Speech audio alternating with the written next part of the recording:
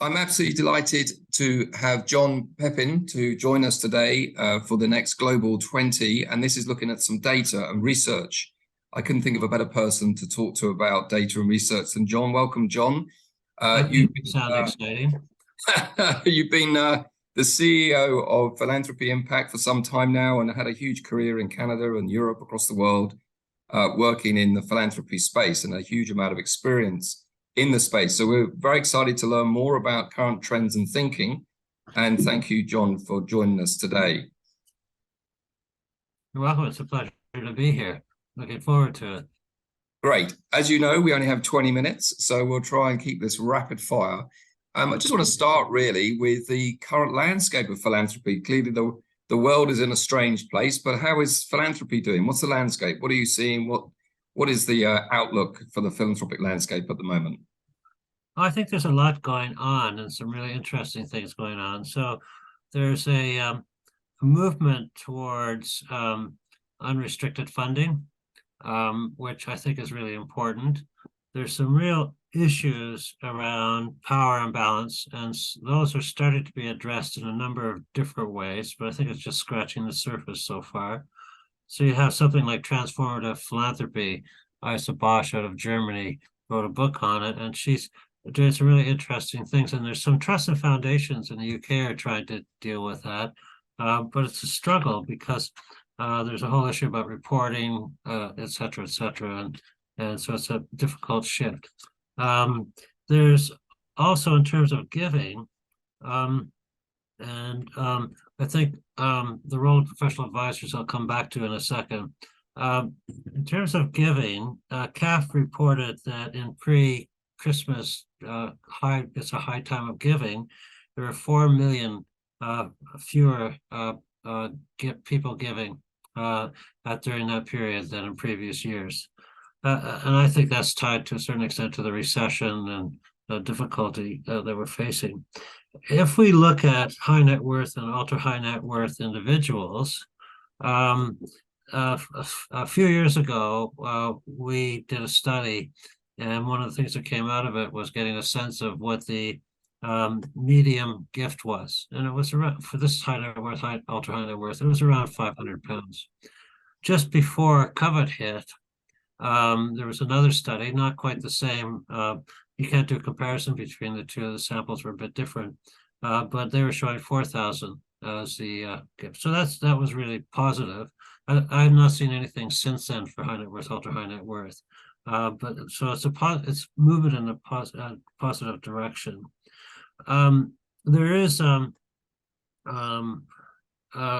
phenomenon that's taking place where ultra high net worth individuals, because that's a lot of what we focus on, they're professional advisors, are now seeking more advice from their professional advisors.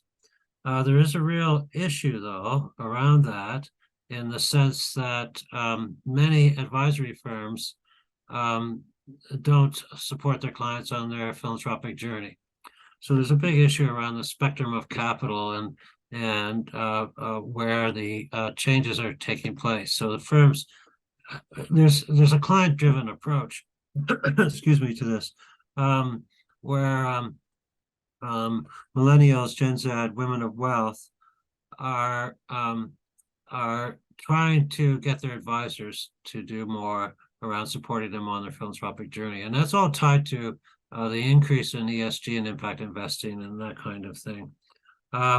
There was a really interesting statistic we came across late last year.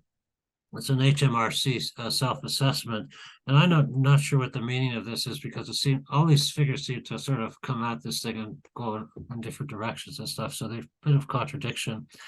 But they looked at the self-assessment data, and the top 1% of earners averaging income of £271,000, and they had an average donation of £48 per month. Now, I think we have to sort of take a look at that and understand that many very wealthy people don't bother reporting what they're giving. So they don't do gift aid, they don't report and stuff. So it's hard to tell with all these figures. I've got a feeling when COVID came in that there was a pretty significant growth in involvement, and my feeling is that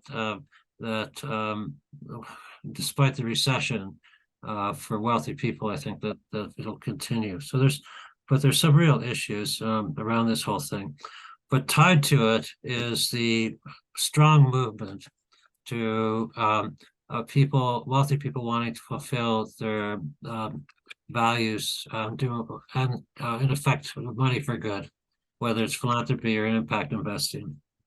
I mean, John, you're obviously a lot of UK figures there, but the unrestricted giving trend is something obviously we heard around the world. That was a phenomenon that was really unlocked through the pandemic.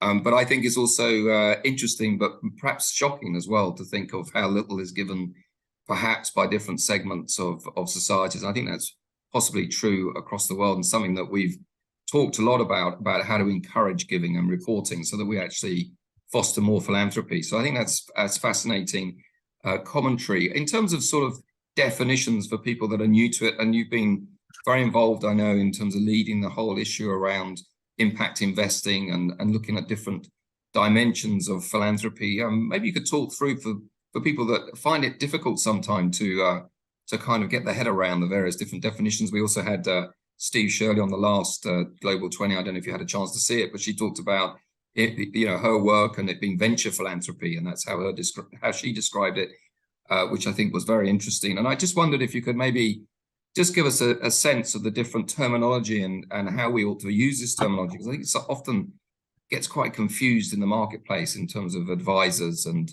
doers in philanthropy. Maybe you could run through the key terms and how you see them evolving. I think that's an understatement, because you could be having a conversation with one person and you're using certain words and the others are using completely different. So even amongst advisors or amongst wealthy people, there's a tendency to use different words. So we try to help with this whole thing around communication. If you can't talk to each other, then it's pretty hard to support people on their donor journey, for example. So we work with a spectrum of capital investment and return continuum. And so if you think in terms of very traditional, at one end of the continuum, you can see my hand, one end of the continuum, you have traditional investment. At the other end, you have philanthropy.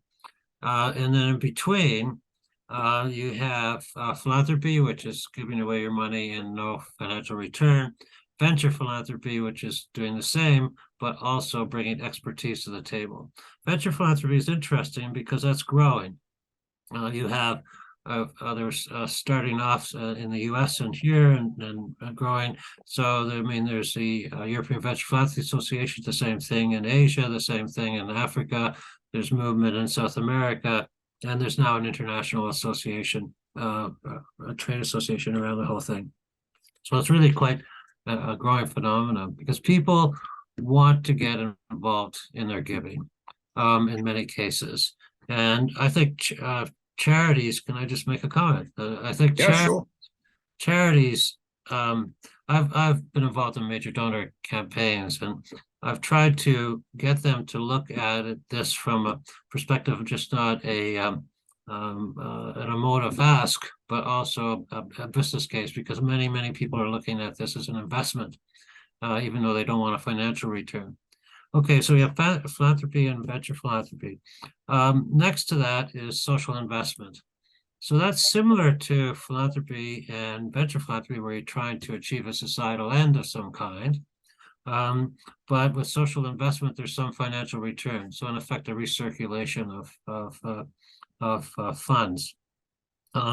The problem is that with social investment, there's one wholesaler in the UK, Big Society Capital, and there's a lot of intermediaries. But there's been difficulty accessing mainstream capital. And there's been a breakthrough there. So if we're looking at trends, that's potentially another trend where one of the intermediaries is accessed through Casanova Capital, mainstream investment. So if that can grow, that opens up a lot more money in that area. The problem is that the focus is on doing good, not on making profits. And so if you put your money in there, you're not always expecting to get the same return as you would in the marketplace. So it's an interesting breakthrough. We need to see what happens. From there, you go to ESG/impact investing. And there's a variety of different problems with definition around that. ESG is really growing.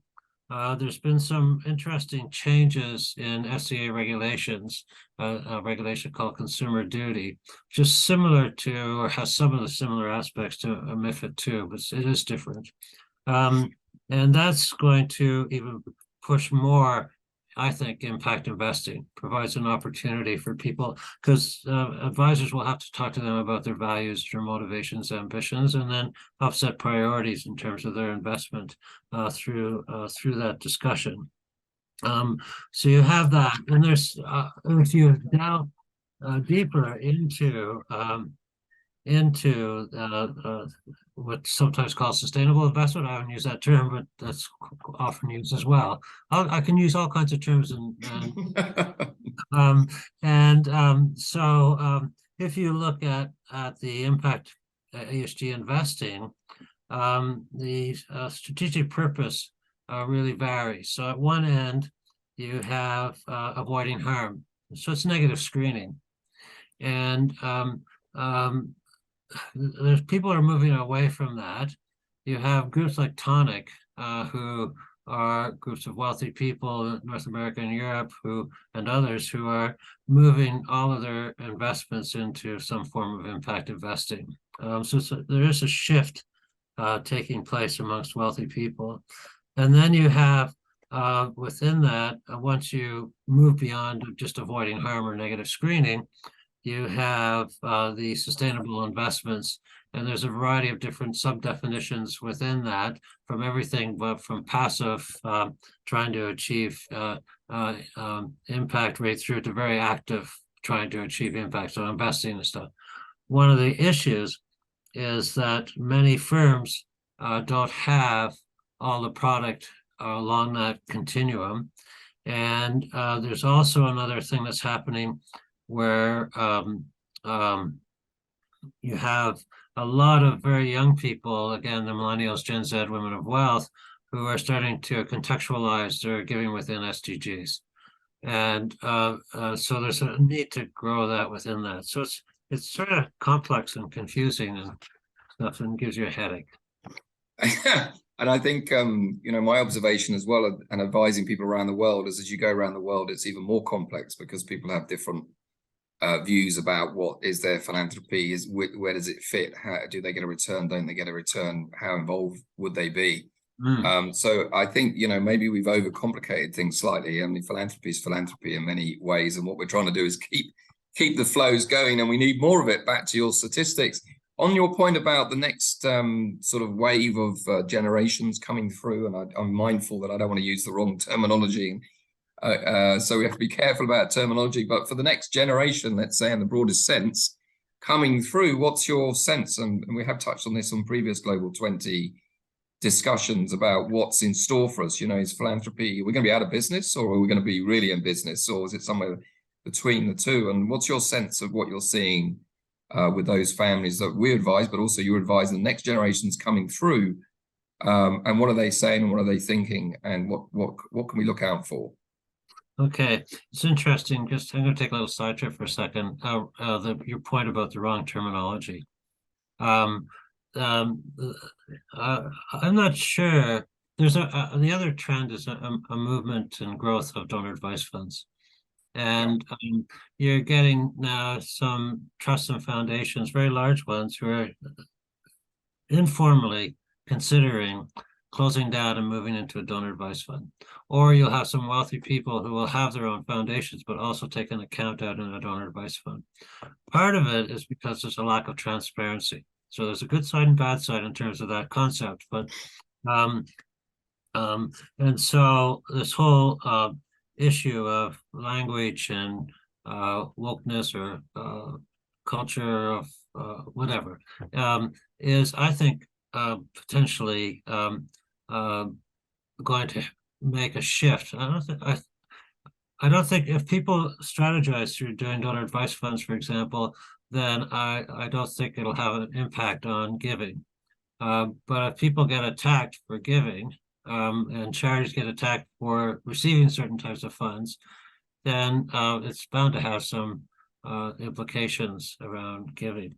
John, on that, I think, one of the things, as we were talking at recently at a conference, and we were talking about what I call the co-everything, co-funding, coexistence, and donor funds are kind of an expression of that, of doing things together. I think it's interesting that the scrutiny now for philanthropists has led now to anonymous giving, co-giving, donor advisory funds. And in many ways, the complexity about that is how you connect with the donor, because often you're not knowing where the money's coming from. So anyway, that's to part that, but I completely get that. So is that one of the trends that's coming out of the next generation, or is that just a general shift? I think that's just a general thing around this whole cultural issue. No, I think what's coming out of Gen Z, millennials, and women of wealth is a strong focus on a new kind of wealth management. And it's all around investing for good, transactions and relationships. There's a shift in that. So if you look at having a relationship as a charity with a wealthy person or a professional advisor with their clients, there's a strong emphasis on having relationships as opposed to just transactions. And that's I think a shift that's taking place. I'll read you a quote from someone if it's okay with you. Yeah, sure. Yeah. Yeah. So this is from a millennial and a very, very wealthy young woman. As a next-gen woman of wealth seeking to engage in values-aligned impact investing and philanthropy, the role of my advisors is absolutely essential to enable me to achieve my economic and social goals. So it's all around goals and social goals. My aim is to use my personal wealth as a force for good and to have a systemic change in the key areas that I'm really interested in. And that, I think, reflects a lot of the young people, wealthy young people that we're dealing with. And of course, if you think in terms of women of wealth, they control about 50% of liquid assets in the US, and I think that's reflected in different parts of the world. And it's expected in 2 generations it'll be 70%. Well, the studies have shown that their personal goals based on their values is really key. And if their advisors, for example, aren't helping them to meet those, they're being fired, no matter how long they've been in the family, et cetera, et cetera. So it's really pretty significant. So they'll switch advisors. And transparency is really important. Trusting relationships is key.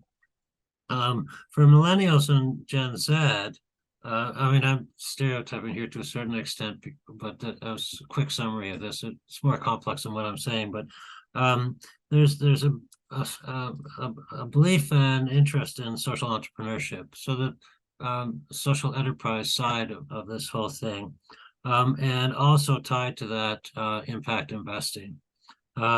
And environmental issues, societal issues, governance issues are really important. I think, but on that, John, I mean, just thinking back over the Global 20, we're about halfway through this whole issue about purpose and, change. Clearly, I think Lady Edwina Grosvenor, who kicked off the whole Global 20, that interview was remarkable about how she's intervening in terms of, as a philanthropist, in terms of women's prisons and change. And then obviously we have Jeff Green's interview about cryptocurrency as well, which is maybe another point of reference, which we also did that a few months back. But I think it's interesting. And yeah, I very interesting observations. In terms of sort of drawing to the end, because we've only got 20 minutes, the role of professional advisors, obviously we've all been involved, you've been involved very extensively, but our firm also has been involved in advising philanthropists. So what's your thoughts about how we grow and develop the sector and what else needs to happen? Because clearly we need to encourage growth, don't we? So yeah, we do. But we also have to encourage charities who are receiving these to actually be able to communicate. So data management, business intelligence, measuring impact or outcomes, or whatever terms we want to be using, are really going to be important to communicate that. The other thing is, it's really interesting. We've created a special training program for high-value major donor fundraisers because quite often the approach they take sometimes turn off wealthy people. So we got a group of wealthy people in a room together talking about different things about how we can grow philanthropy and work together on that. There's always at least one or two who say, well, I don't give anymore because of the way the charity treated me or didn't treat me or whatever. And so the training program really looks at how a high-value major donor fundraiser can be a trusted partner with professional advisors and support the advisor's clients on their donor journey. So you treat the donor not as a donor, but as a client. And if they're clients, who's need to meet first? Your clients, not your charities. And so it's a pretty significant change for a lot. And there's a growing interest in the training from the fundraisers. So in terms of growing, I'll come back to advisors in a second, but fundraisers can pretty significantly grow. If you think the small amount of money that's given compared to how much could be given, there's a big market out there, gigantic market out there. Yeah. So if they can reach out, the other thing is for them is language. So you do a case for support, which is legitimate, it works, and it's emotive. But again, many people, especially younger ones, are focused on giving as form of investment. And so a business case is a different way. So we do a lot of training about how to do business cases and stuff is to complement what other things are doing. So fundraisers can achieve that, help to achieve growth. Professional advisors are really key to this. And we did some research a few years ago. It might be a bit out of date, but there's some really good learnings from it. And that's driven us into the future.